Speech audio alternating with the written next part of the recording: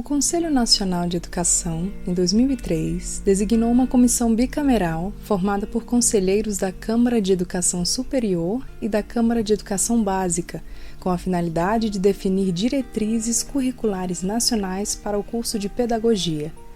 Em dezembro de 2005, o parecer número 5 possibilitou a aprovação das diretrizes curriculares nacionais do curso de graduação em Pedagogia para licenciaturas.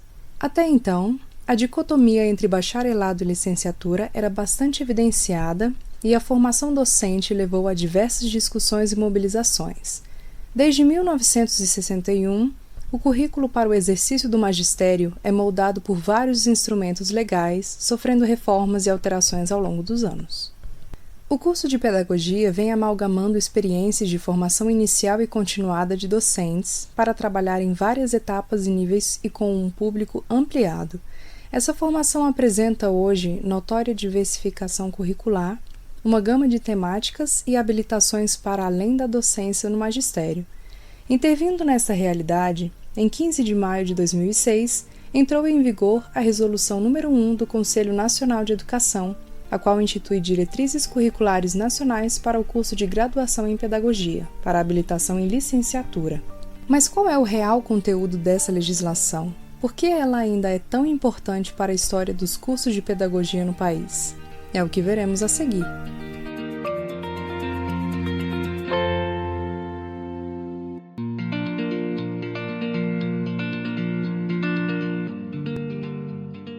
A Resolução número 1 de 2006 define princípios, condições de ensino e de aprendizagem e procedimentos que devem ser observados pelos órgãos dos sistemas de ensino e pelas instituições de educação superior do país. As DCNs devem ser implementadas nos cursos de formação inicial voltados ao exercício da docência na educação infantil e nos anos iniciais do ensino fundamental, além dos cursos de ensino médio e de educação profissional na área de serviços e apoio escolar. Elas também se aplicam a outras áreas em que conhecimentos pedagógicos estejam previstos.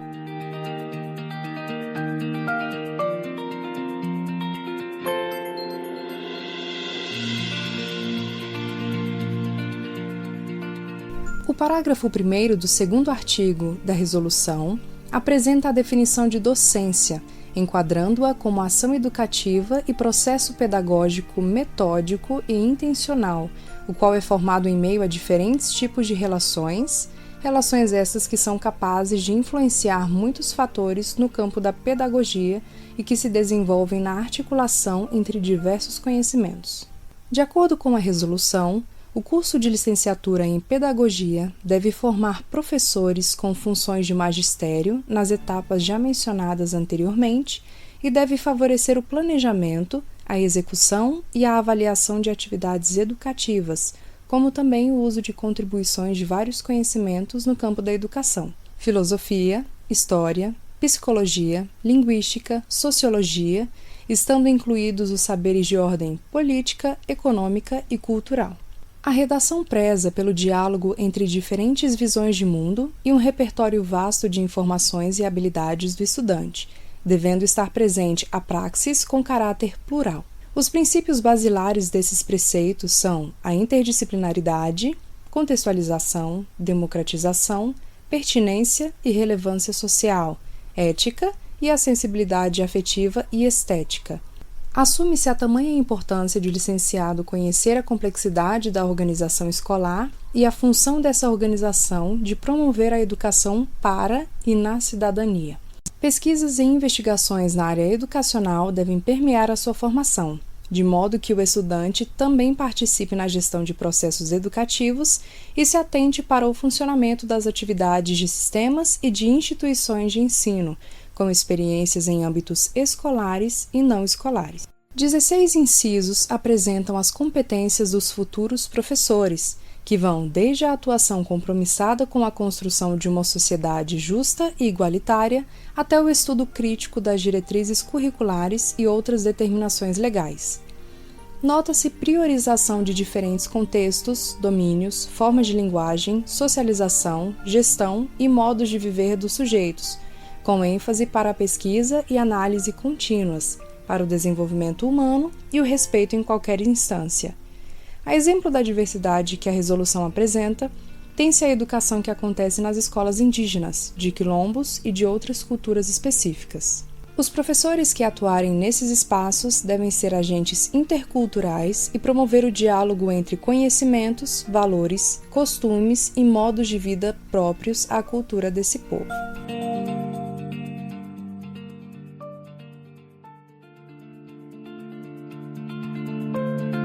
O sexto artigo ressalta a estrutura curricular do curso, dividida em 3 blocos.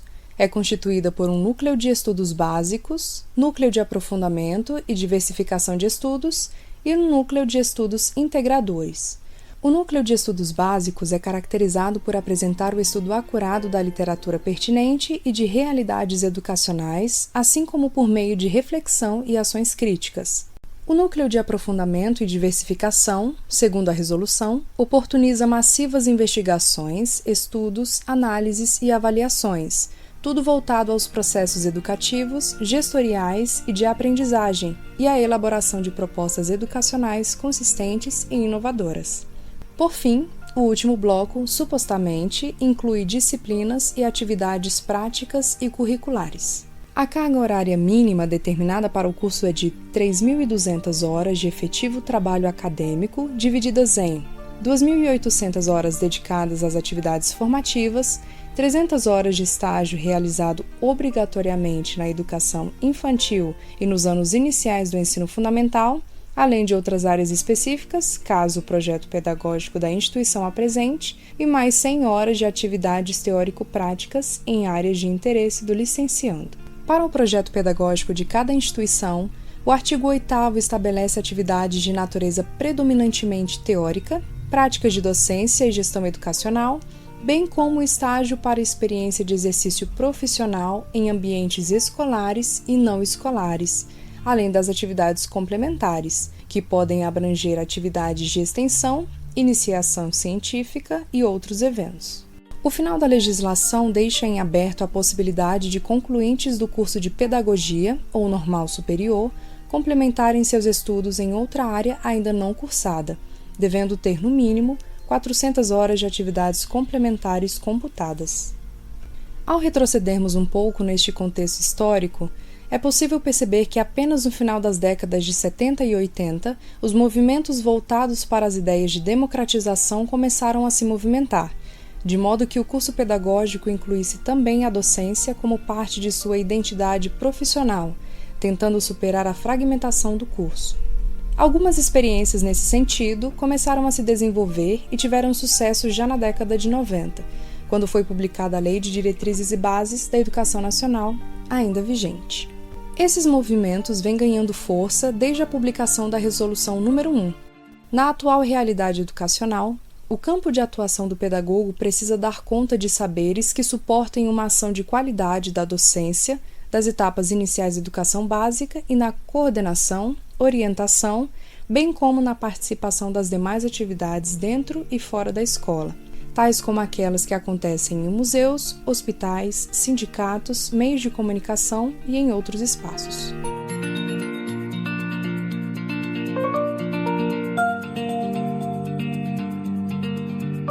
Mesmo depois da publicação desse instrumento legal, alguns autores, como Sokolovsky, acreditam que o pedagogo precisa adequar sua formação e atuação frente às pressuposições das avaliações a que ele e o aluno serão submetidos. De acordo com Dávila, a redução do curso de pedagogia à formação de professores para a atuação nos segmentos da educação infantil e anos iniciais do ensino fundamental levou ao esvaziamento da área pedagógica do ponto de vista teórico, a supressão de habilitações para a formação de especialistas e a descaracterização do campo teórico-investigativo da pedagogia. Reuniões e debates até hoje ainda são impulsionados pela Resolução de 2006. Em 2021, a ASPEN, Associação de Pedagogos do Norte e Nordeste, realizou uma live no YouTube para discutir a regulamentação da profissão de pedagogos. Em linhas gerais, os profissionais da associação acreditam que as diretrizes da Resolução de 2006 resumem o fazer pedagógico à sala de aula e à mera docência, o que não seria o ideal. Um dos ministrantes da live menciona a crítica levantada por Libânio sobre as diretrizes curriculares nacionais para o curso de pedagogia, que, na sua essência, assumem a docência como a base da formação. Libânio propõe em seu artigo intitulado Imprecisões Teóricas e Concepção Estreita da Formação Profissional de Educadores que há grandes inconsistências teóricas na construção da diretriz em níveis específicos de ensino, a qual limita o profissional de pedagogia e trata exclusivamente de sua formação para a docência, mas ao mesmo tempo reconhece que existem outras atividades, como realizar pesquisas ou projetos. Estas atividades, contudo, não são práticas exclusivas do ministrar aula, mas do refletir sobre tais práticas. Ainda que o artigo 14 da resolução explane ter consonância com a Lei de Diretrizes e Bases, no que tange à formação dos profissionais da educação para administração, planejamento e supervisão, Libânio diz claramente que há um desacordo entre as redações. O artigo da resolução foi introduzido por conveniência e não tem suporte legal, pois essa formação pode ocorrer também em curso de graduação em pedagogia. Todo o conteúdo da resolução não apresenta garantia alguma de que o currículo proposto propicie efetivamente a preparação do pedagogo para o desempenho das funções mencionadas no artigo 64 da LDB. Ainda em 2021, em outra live, a professora doutora Amalie Mussi ressaltou as mesmas limitações, considerando que a resolução não trata a pedagogia enquanto ciência da educação ampliada a outros espaços, ou seja, o texto não apresenta a pedagogia de forma articulada. Conforme dito pela professora, as tensões e os desafios se intensificaram depois da consolidação da Resolução nº 2 de 2015, que trouxe as DCNs para a formação inicial e continuada de professores para a educação básica. Ambas as redações legais são importantes, sendo que a mais recente aproximou ainda mais o ensino superior da educação básica e da comunidade como um todo, mas também reforçou a necessidade de cada instituição de ensino superior apresentar a sua proposta institucional de formação de professores, o que proporciona um elo entre a teoria e a prática como elemento articulador. Com a segunda resolução, a crise de identidade para o curso de pedagogia aumentou, mas esta trouxe inúmeros fatores positivos não abarcados por aquela de 2006. Posterior à resolução de 2015, outras resoluções entraram em vigor, uma em 2019 e outra em 2020, o que, de acordo com Mussi, foi um bombardeio de retrocessos para os cursos de formação em pedagogia. Não só esses instrumentos legais, como outras portarias também serviram de queda.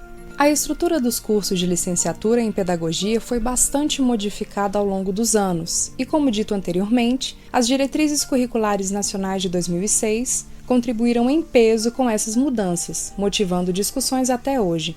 Mas e você? Qual a sua opinião sobre tudo isso?